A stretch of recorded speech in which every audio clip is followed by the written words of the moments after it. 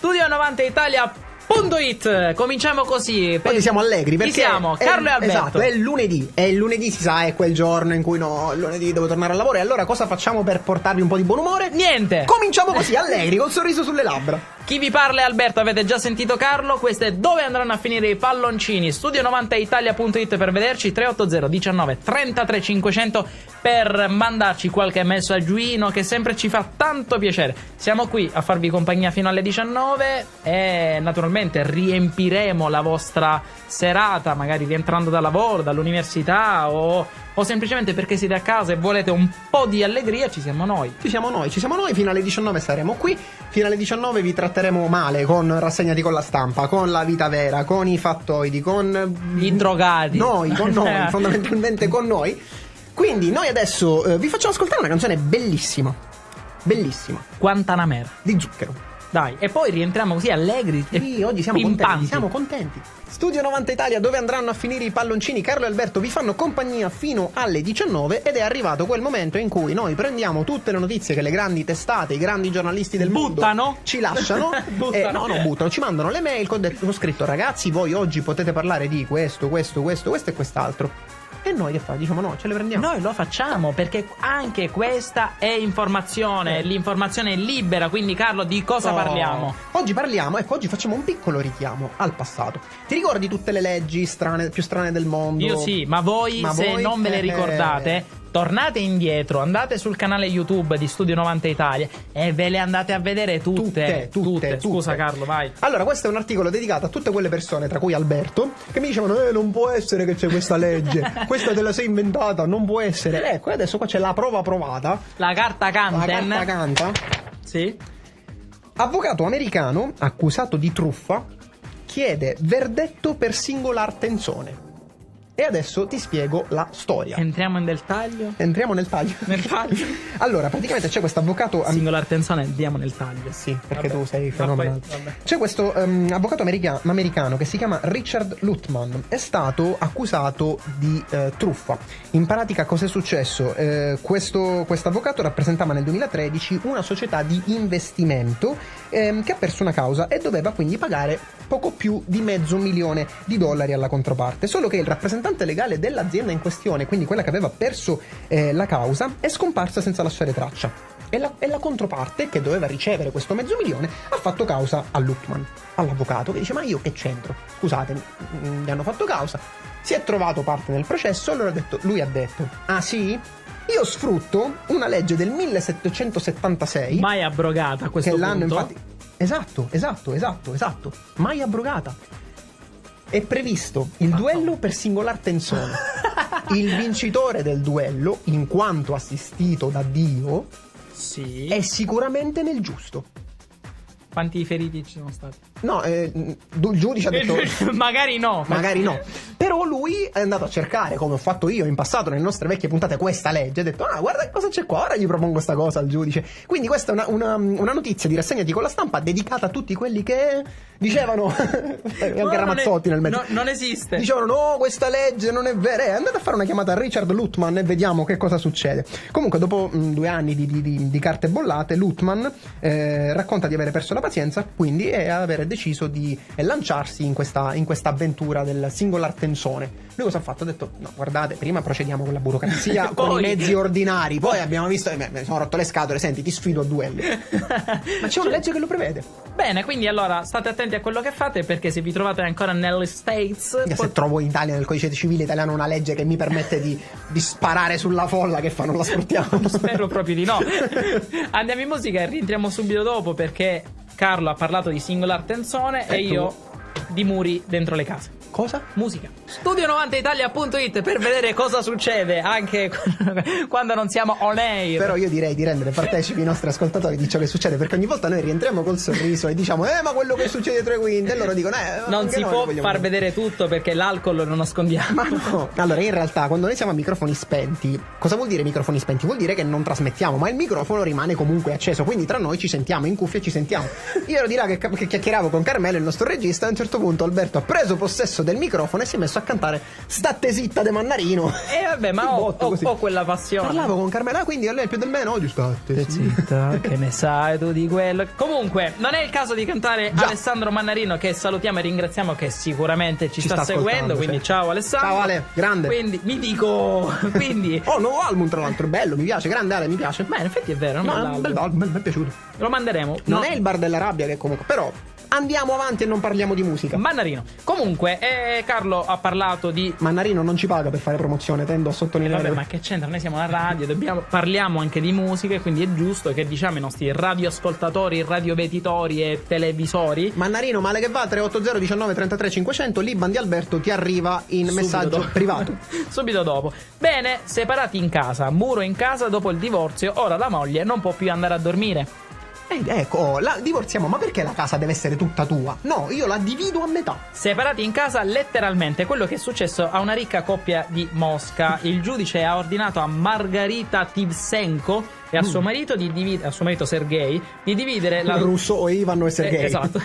Di dividere la loro casa da 2,5 milioni di euro in parti uguali, separate però da un muro di mattoni. Poverini. Capito? 2,2 milioni e mezzo di casa separati da una linea di un filo di mattoni. Ma comprate altri 5, 2 milioni e mezzo. La barriera già era in costruzione quando la bella Margherita ha annunciato battaglia al marito Sergei. La storia è raccontata dal corrispondente moscovita del Daily Mail. Il tribunale ha detto che devo provvedere io a costruire una scala che mi porti nella camera da letto non passando dal muro. Hai 2 milioni e mezzo di casa. Hai una camera da letto sola in cui puoi stare? No, ma entrambe si trovano nell'ala est della casa e dividendo in maniera perfetta la casa, entrambe le camere da letto al primo e al secondo e al terzo piano, così come il marito si è fatto costruire un bagno. Comunque. Ah, quindi c'era un bagno solo in quell'ala? Hai una casa da 2 milioni e mezzo e un bagno? E si era come era tagliata, non lo so. Margherita sostiene che i lavori sono iniziati all'improvviso e senza tenere conto della decisione del giudice. Dimmi, Carlo. Io ho una domanda. Certo. Ma il tempo che gli operai hanno costruito il bagno al marito, il marito dove andava? Aspetta. Non ridere, rispondi. Non lo so, credo al bar. Da mo'. Io e mio figlio di 12 anni stavamo facendo colazione quando l'impresa edile è entrata in casa portandosi dietro i blocchi di calcestruzzo. C'era anche un ufficiale giudiziario con un documento che diceva che avrei dovuto avere già provveduto alla costruzione della scala.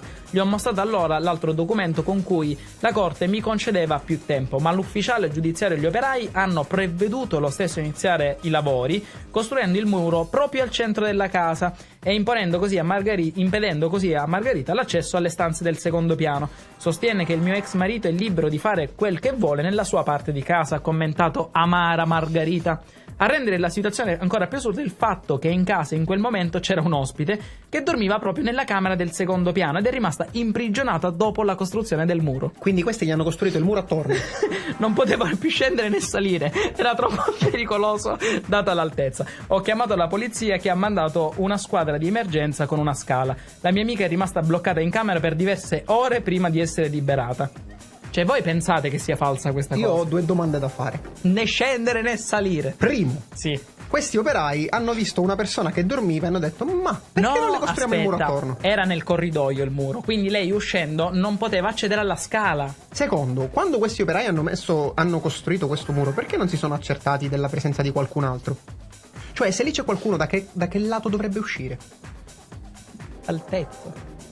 Vabbè, 2 milioni e mezzo avranno la pista per l'elicottero. Evidentemente no, avevano un bagno solo fino a prima di questa decisione. L'estate di John Wayne. Quello che resta di questa casa. Siamo tornati in diretta dove andranno a finire i palloncini fino alle 19. Ma siete seri? E Alberto non se l'aspettava. Ma la smettete voi che vi divertite alle mie spalle che tipo mi stavo sistemando l'anima. Ci facciamo gli scherzi su Studio 90 Italia. È così. D'altronde, quando c'è un bell'ambiente il programma funziona anche bene. Oh, comunque sì, dai amici tutti noi, belli. Per chi è del nord e non ha capito, ma siete 2 belli amici, Sì, C'è stato uno sguardo di intesa che non facevo. Sì, vai. Che poi non si sente, fa così fortissimo, vabbè. Però non te l'aspettavi, guardate il monitor e dire ma non l'ha fatto davvero. Sì. E invece lo ha fatto davvero. Bene, è arrivato quel momento di prendere il mio evidenziatore arancione e picchiarbici. Va bene. Ma cosa succede? L'altra volta abbiamo parlato di vita reale, abbiamo parlato di giornalismo sportivo, di calcio, e io continuo un po' su questa falsariga perché devo essere sincero, è piaciuta. Sì. E io voglio Tra continuare. l'altro entro così a gamba tesa. Ti arrivano complimenti da Laura Rondinella. La citiamo, nome e cognome, via. No, Sì, ma sì. che tenerezza, grazie Laura. Sia chiaro, però, che questo discorso resta circonciso tra noi, Sì, tra pattoni. è un modo di dire, perché se lo dici a qualcuno ti circoncido. Questa rovesciata di Vialli è potentissima, sembra una bomba al Nepal.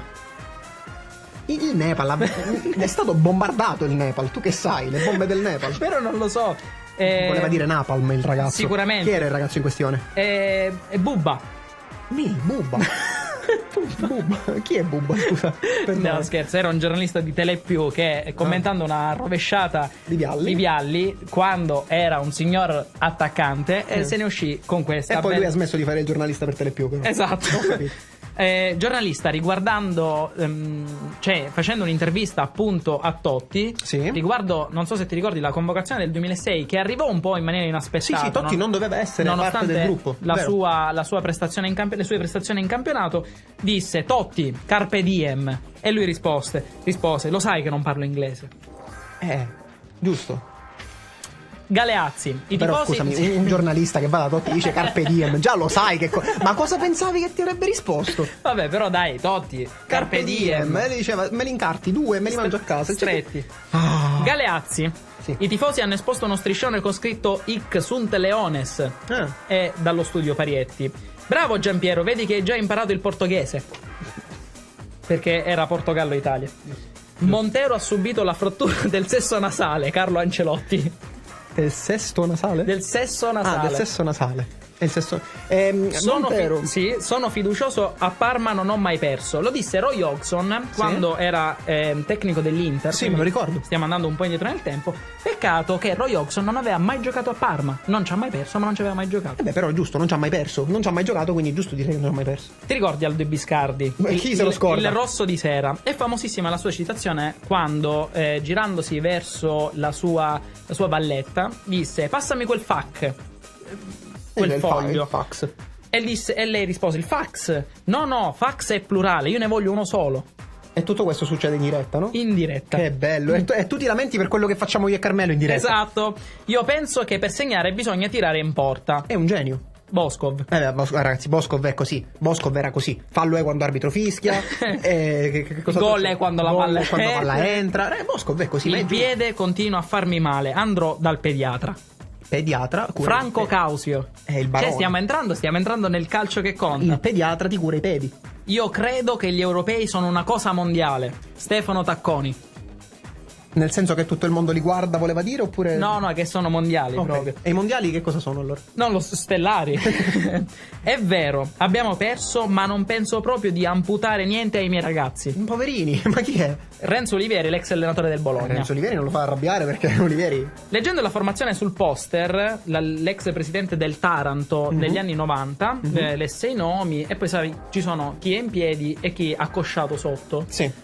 Bene, disse la formazione, a un certo punto lesse accosciato. Si gira verso il giornalista che stava commentando con lui la formazione e dice: accosciata. Ma quando l'abbiamo comprato? Questo è tipo amalgama. Leggendo la formazione, lui rimase stupito da questo accosciato. Certo, non ho un fisico da bronzo di Rialto. Il Bronzi di Rialto, chi è questo scienziato? Lo vuoi sapere? Sì, il Bronzi di Rialto. Spillo. Spillo Altobelli sempre. Vedi, Spillo ogni era ha il suo Spillo Altobelli. Come dire, il nostro è Totti, ci verrebbe da dire. Bene, andiamo in musica.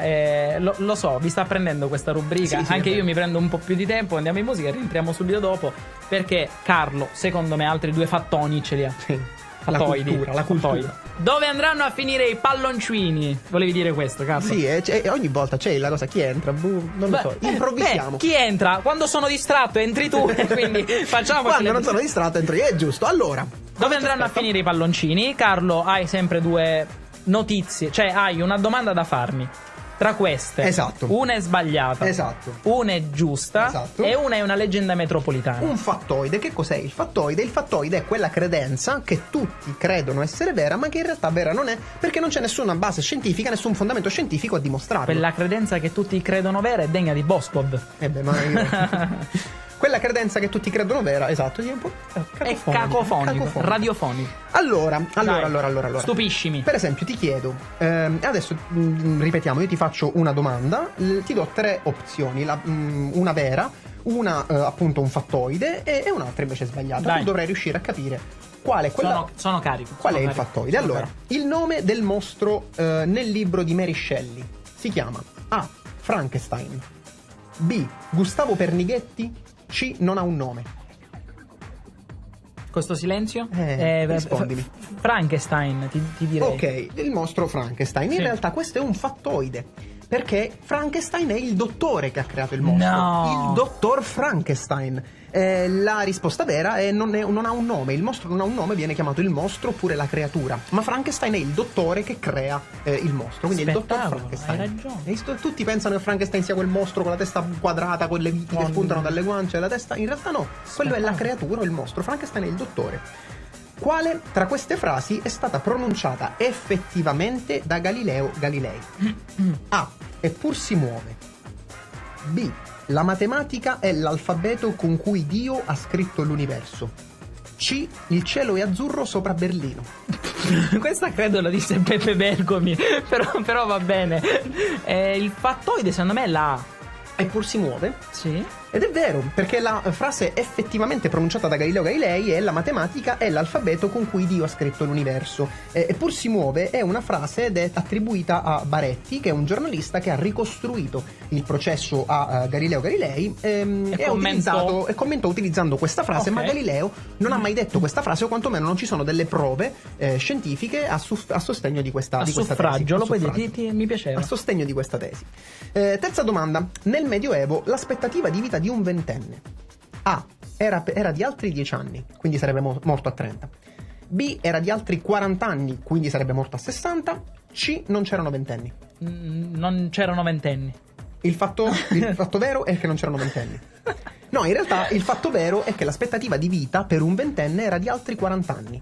Cioè si moriva a 60 anni, l'età media però era di 32 anni. Ok. Cosa significa? Si moriva a 60 anni, l'età media però era bassa perché c'era un elevato tasso di mortalità infantile, quindi erano tutti molto avanti con l'età. Superato quindi quell'età. Esatto, poi, esatto, ok, esatto. ok. Di solito tutti ritengono che l'età media fosse molto bassa, che si moriva a 30 anni, questo in realtà è un fattoide. Quarta domanda.